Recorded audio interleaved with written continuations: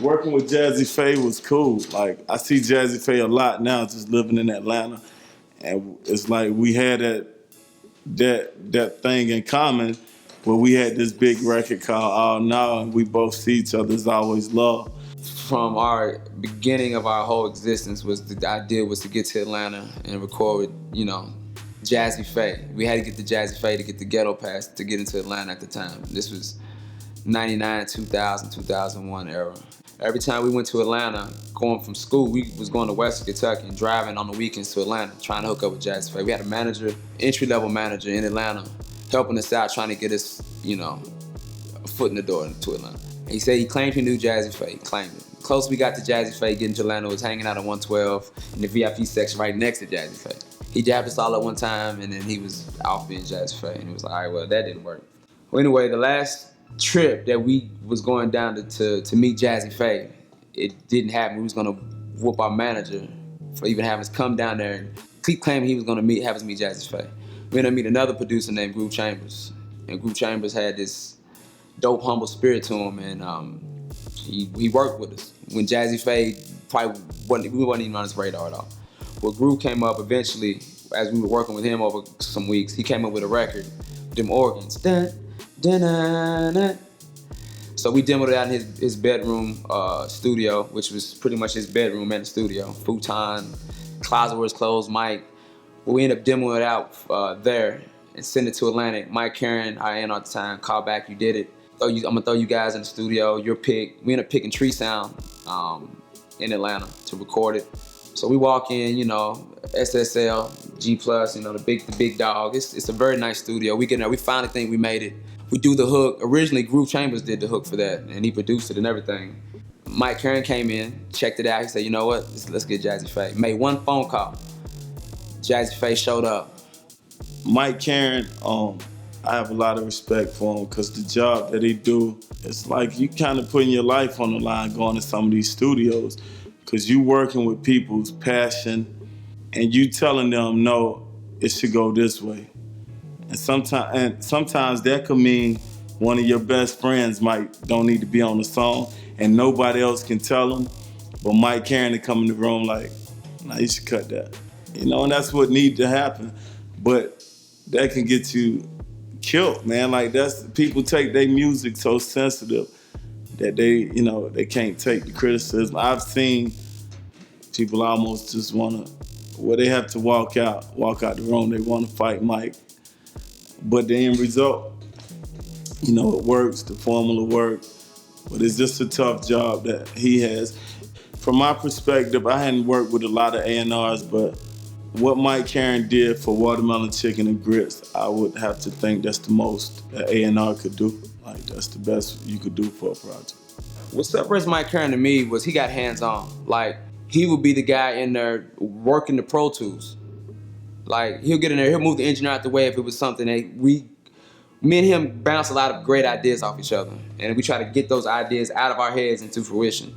And if it wasn't going right, he would move the engineer out the way and get on and do the shit himself. He was a producer. He would always send us tracks that he made, and one or two actually got on the album, man. Like, he took the liberty of putting Anthony Hamilton on Po Folks without us knowing it. We was pissed at first, like, you don't fuck with our creative shit. And that was one thing he always gave us was our creative control, because he knew we were different. But when he put Anthony Hamilton on the Po Folks, we didn't know that first. And it's like, nah, you don't do that. And then we heard the song, and I was like, give it a second. We ended up meeting Anthony Hamilton at the video shoot for the first time. And he was cool as shit, man. He was the coolest dude I ever met, man. And that's a story that's crazy. You know what I'm saying? Because the fact that he took the liberty because he had an ear for something and knew that this would work with an artist that was on Atlantic that also probably had a little bit of, trouble finding his identity. To put Anthony Hamilton on Po Folks made Po Folks bigger than what it initially was at the time. And just little things like that. Like making sure that all the little subtle details of the project was together, finding the best engineer to mix it. Manny Marroquin mixed the whole project. And he's the guy that did Heartbreak Hotel for Whitney Houston and a bunch of other big records. And it's like, to know that and have that knowledge and insight, because some A&R, they just put records and producers together with artists and they just say, hey, whatever you want to do. And he wasn't never really like that with us. He made us fight for singles. He made us actually better as Nappy Roots. He had a vision for what we could be, and he always gave us that creative criticism, but it was constructively, we took heed to that, But working with him was cool. We came in the studio, after about 2 years of us trying to work with Jazze Pha, coming to Atlanta, going to the clubs, looking for him just to, I don't know what we expected to do once we met him in the club. Like, you can't really have a meeting like that, but we finally got to meet him. He came in the studio. We had a hook that Groove Chambers wrote. He came in, laid it down real quick, and he turned a good song into a great song real quick. It's like, it's Jazzy Pha. It's Jazzy Pha. Everybody was like, because at that time, again, Jazzy Pha was, and he still is a man in Atlanta, man. His name carries a lot of weight. So we finally get to meet Jazzy Pha, and he just blessed us with that crazy-ass Awnaw hook, man. And from there, we knew that song was going to be the one. And that song was the one that introduced the world to us. And then from there, we started doing the late night talk show circuits. And that was where we got Jazzy Pha back, is because he's never done the late night talk shows. The first show was David Letterman. A couple of weeks later, we get the call to do David Letterman. I think that was the first one. And Jazzy Pha went with us. And like, he's already big time. But this was like, damn, that was big for him. Like, I don't think he had been on that stage either, that kind of stage. And he's like, man, I never done this before. And I'm like, okay. So we finally on the same level. I haven't done it either, but it's finally something that you haven't done that this is new to you too, this level of success. It's a crazy term because for years we've been trying to find Jazzy Pha, and we finally worked with him, and we get him on one of the biggest stages in America. And it's just like, it was fun, man. Fun working Awnaw. And experience, that with my brothers and working on how that record just came out as an accident. It wasn't nothing we planned or worked on for months and months and months. It was like a fluke record. Like, it almost didn't happen, It almost didn't work out that way, and we almost probably wouldn't be here. And that's how easy fate is, or life, or however you want to call it, however you roll the dice. Opportunity, I think it is what you make it. And I think it is if you keep fighting at something, keep going at it, eventually the shit will happen. I had no clue that Jazzy Pha would end up being on that record. The first 6 times I went to Atlanta and we didn't meet Jazzy Pha. If I would have gave up on not meeting Jazzy Pha, I don't talk to Jazzy Pha at all, but he's probably somewhere doing this shit like I'm doing mine, but. But Jazzy Pha definitely taught us a lot in the game. A lot of people, like I met Baby from Cash Money in Atlanta, and I know I probably only got to meet him because of our work with Jazzy Pha, because the first thing he said was like, yo, Jazzy Pha he's the man. Like, this right when Cash Money started working with Jazzy Pha, I think. He was like, man, y'all work with Jazzy? He's the man.